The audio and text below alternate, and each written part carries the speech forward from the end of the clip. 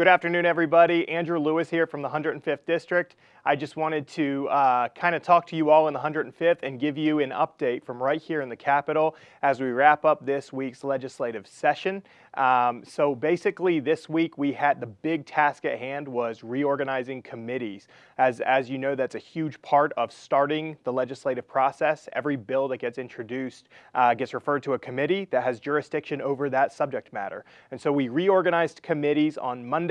Once again, I'm part of the Finance, Urban Affairs, State Government, and Liquor Control Committees, which I'm very excited about because I'll be able to leverage my membership on those committees to really drive the agenda that I'm committed to focusing on, which is transforming Pennsylvania into being one of the top states in the nation for jobs, opportunities, and families. And a lot of that comes down to transforming our culture and how we govern, more transparency, reforming government so that it works for the people, not the other way around, and also transforming our business climate so that we have jobs, opportunities, and economic growth. So very excited about the committees that I'm on, and that was the big focus on Monday, was getting those committees organized.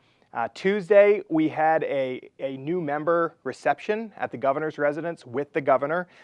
So as you all know, the governor and I are on very different ends of the political spectrum, but there are things that we can come together and agree on. There are common ground topics that we can focus on, and so we were able to discuss some of those at the governor's residence on Tuesday.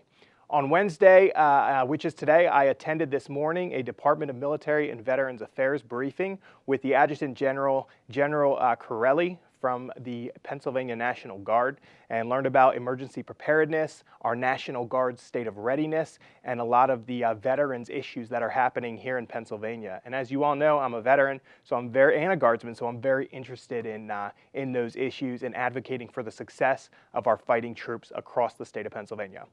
I wanted you all to know that anytime you are curious about what happens here in Harrisburg during a legislative session week, you can go to legis.state.pa.us and you can actually click on session info and you can look at exactly what happened on any given day in the legislature, what votes were taken, what resolutions were up for a vote, how I voted, how other members voted. Once again, that's legis.state.pa.us, legis.state.pa.us.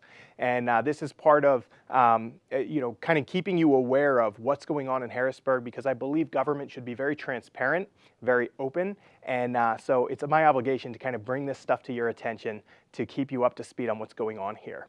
Let me give you a preview of next week. Keep your eye out for the budget address.